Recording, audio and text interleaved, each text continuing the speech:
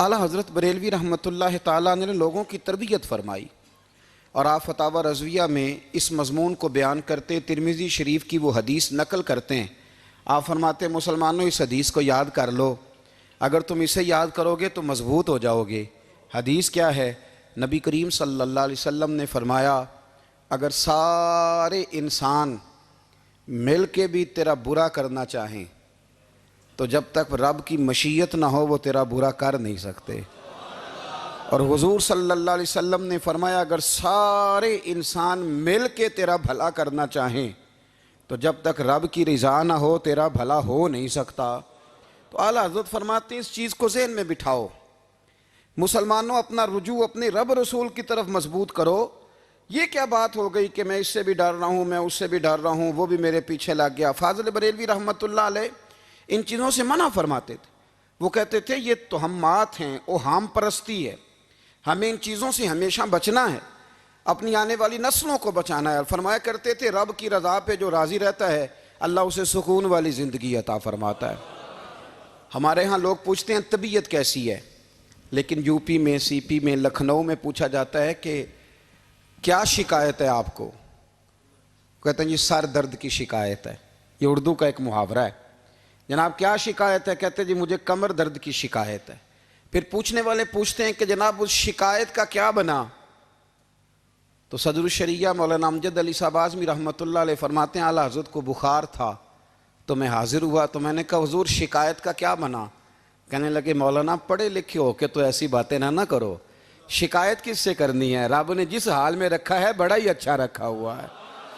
شکایت کا کیا معنی ہوا؟ اللہ نے جہاں سمجھا مناسب اس نے ہمیں رکھا ہے، شکایت کیا ہوتی ہے؟ مجھے کسی سے شکایت نہیں۔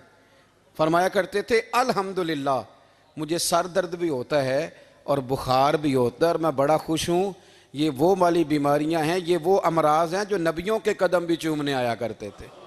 میں خوش بخت ہوں کہ وہ امراض جو انبیاء کے پاس آتے تھے، سر درد اور بخار، وہ مجھے لگتے ہیں۔ اپنی زندگی کو رضا والی زندگی بنایا۔ یقین بڑا کامل تھا میرے اعلیٰ حضرت کا۔ امام غزالی نے حدیث لکھی ہے، نبی کریم صلی اللہ علیہ وسلم نے فرمایا ہے یقین اس طرح سیکھا کرو جس طرح تم قرآن سیکھتے ہو۔ آج میرے دور کا سب سے بڑا مسئلہ یقین کی کمزوری ہے۔ مسلمان کچی پکی سوچیں سوچتا ہے، کمزور کمزور جملے بولتا ہے، اس کو دنیا داروں کے وعدوں پر اعتماد جلدی ہوتا ہے، لیکن معاذ اللہ اللہ رسول کے وعدوں کے بارے میں یہ کئی دفعہ شکوک کا شکار ہوتا ہے۔ اسے سمجھنا چاہیے۔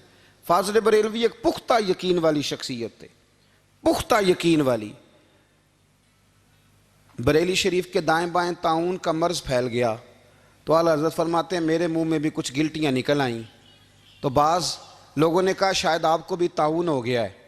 اعلیٰ حضرت رحمۃ اللہ علیہ فرماتے ہیں جو سب سے بہترین طبیب تھا وہ لایا گیا، اس نے میرا منہ دیکھ کے گلٹیاں دیکھ کے کہا خو آپ کو تو طاعون کا مرض ہو گیا ہے۔ تو اعلیٰ حضرت فرمانے لگے مجھے ساری بیماریاں لگ سکتی ہیں، یہ نہیں لگ سکتی۔ اس نے کہا حکیم میں ہوں کہ آپ ہیں؟ فرمایا نہیں آپ ہی ہیں، پر یہ بیماری مجھے نہیں لگ سکتی، یہ مجھے ہو نہیں سکتی۔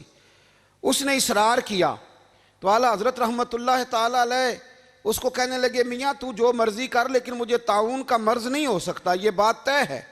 وہ ناراض ہو کے چلا گیا۔ اب طاعون کی جو گلٹیاں ہوتی تھی نا وہ بڑے بڑے مہینوں نہیں جاتی تھیں، تکلیف رہتی تھی۔ اعلیٰ حضرت کہتے ہیں میں نے اسی رات نا تھوڑی سی کالی مرچوں کا سفوف بنایا اور مسواک میں رکھ کے جب منہ کے اندر چھڑکا تو تھوڑا سا خون نکلا اور میرا منہ بالکل ٹھیک ہو گیا۔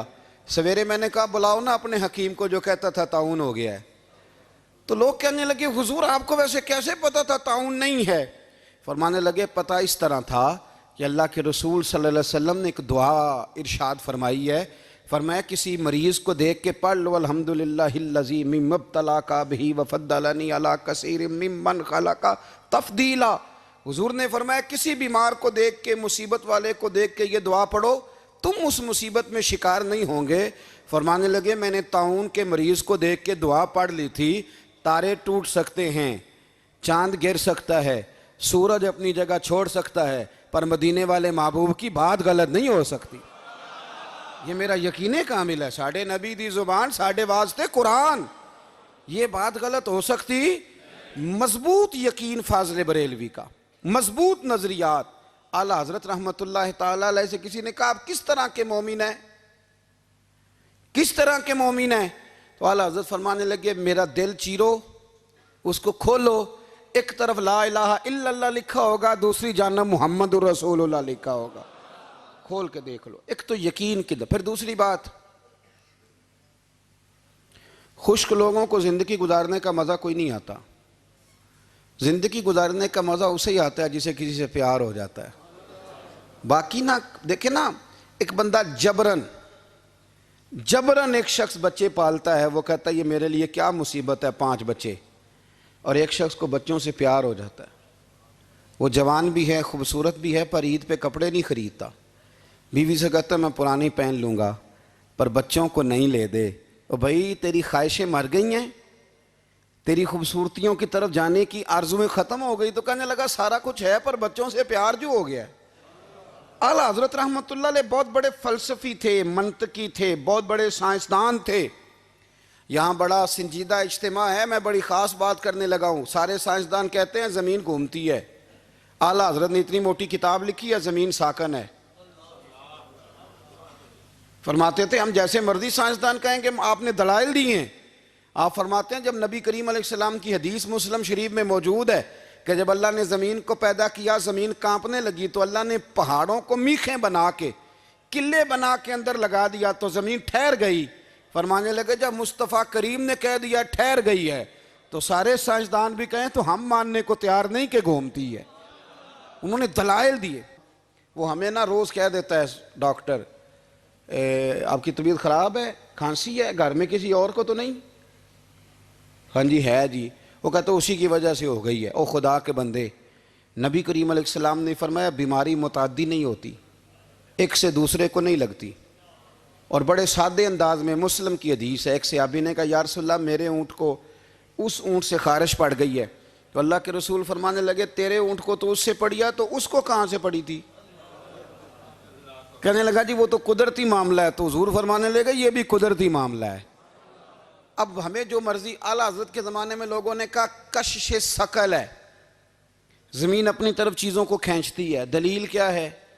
وہ کہنے لگے جی سیب گرتا ہے تو زمین پہ, آم گرتا ہے درخت سے تو زمین پہ, امرود گرتا ہے تو, انار گرتا ہے تو زمین میں کشش ہے, کھینچ لیتی ہے. اعلیٰ حضرت فرمانے لگے شاباش, سائنسدان جو کہیں گے ہم مانیں گے.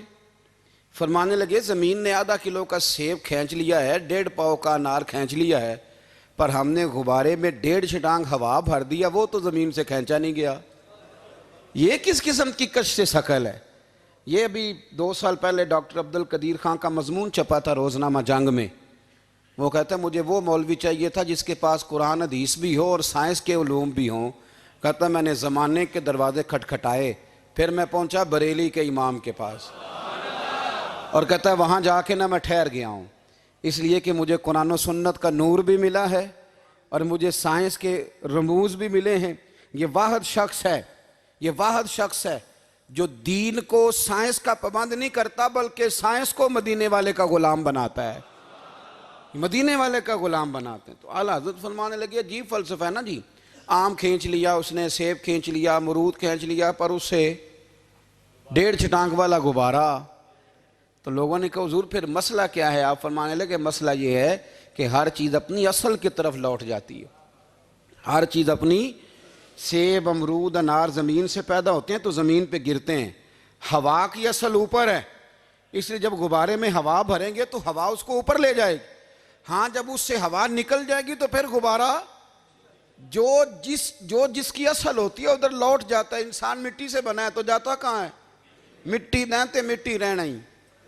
ایویں کا دی بلے بلے, اج مٹی دے اتے بندیا تے کل مٹی دے تھلے.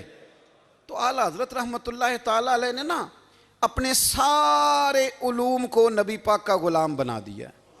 آپ فرمایا کرتے تھے آج لے ان کی پناہ, آج مدد مانگ ان سے, کل نہ مانیں گے قیامت میں اگر مان گیا.